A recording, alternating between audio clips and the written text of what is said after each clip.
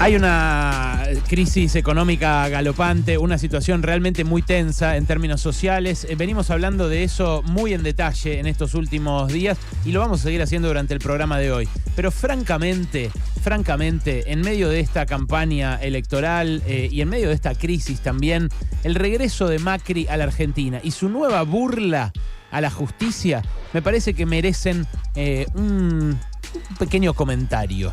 Digo que lo merecen porque pareciera, cuando el que burla a los tribunales es Macri, que no es tan grave como cuando ocurre algo en tribunales con otras figuras de la política. Parece tener sobre él un halo, una protección, una especie de aureola, un campo de fuerza que lo blinda ante algo tan escandaloso como esquivar una citación a indagatoria en un caso en el que está recontraprobado que al menos amerita un juicio, una situación realmente ilegal, como espiar a familiares de víctimas de una tragedia como lo que fue el hundimiento del Ara San Juan.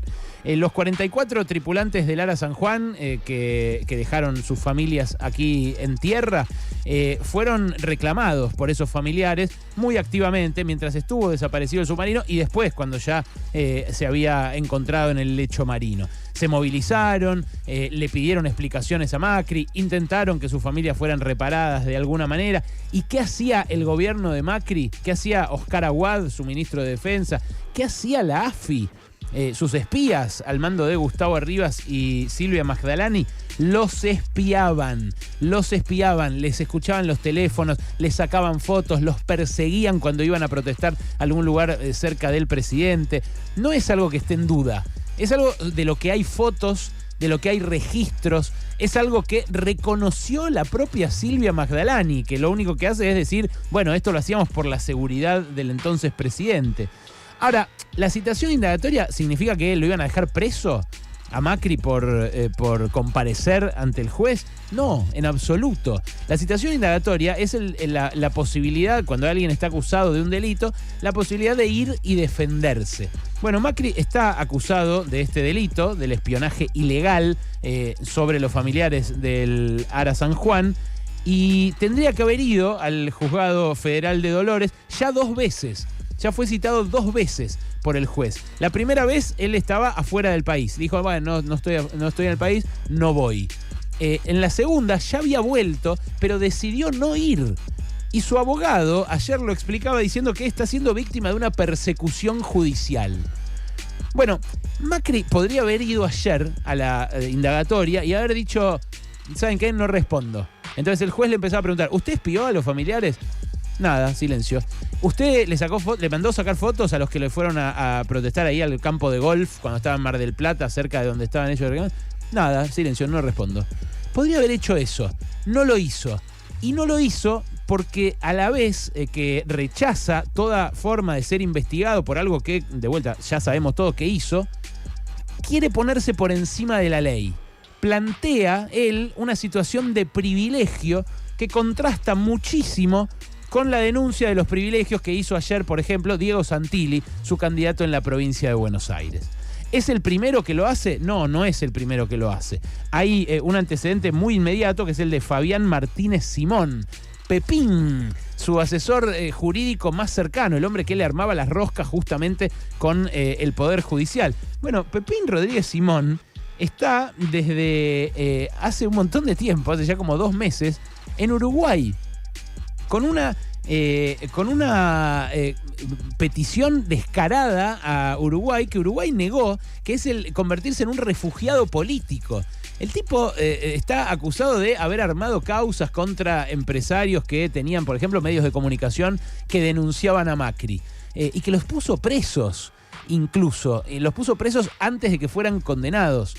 Y Pepín Rodríguez Simón, que está acusado de eso y que recién empieza a ser investigado por eso, dijo, no, ¿sabes qué? No voy a la justicia, me quedo en Uruguay. Antes había habido otro caso, el del fiscal Stornelli. esto fue lo más raro de todos, porque un fiscal de Estado, un fiscal de la Nación, estuvo prófugo de la justicia cuando se investigó aquella causa del abogado trucho, D'Alessio, que le armaban causas a empresarios para apretarlos y que le sacaban guita, después si los ponían o no en la causa de los cuadernos y demás.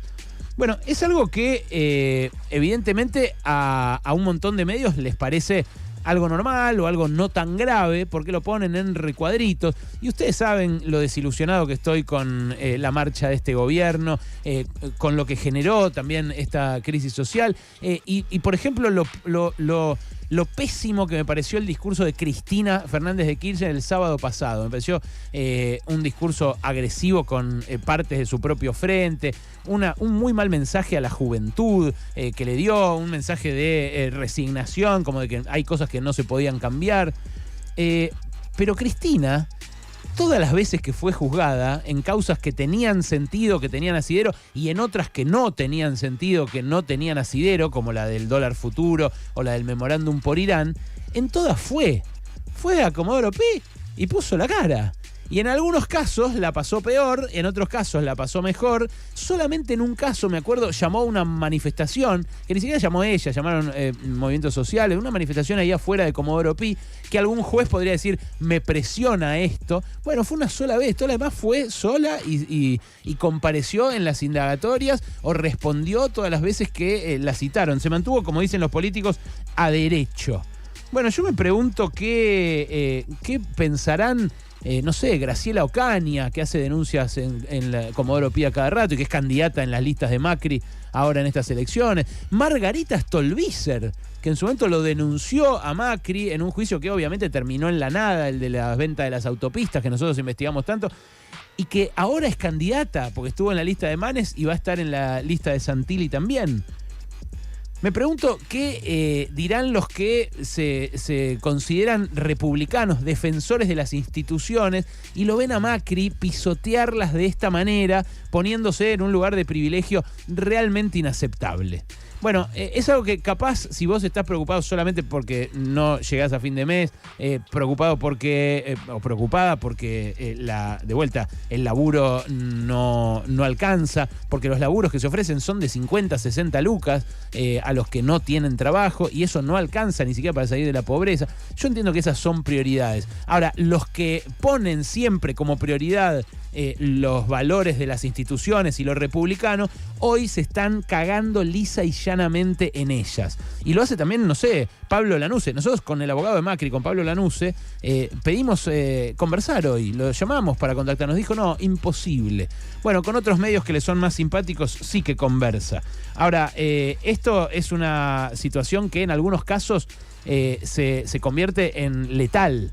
A Héctor Timerman, por ejemplo, el juicio del memorándum con Irán le costó la vida, porque su cáncer empeoró, no se pudo ir a hacer tratamientos porque no lo dejaron salir del país, y Macri entra y sale del país como se le canta la chaucha, y nadie le dice nada.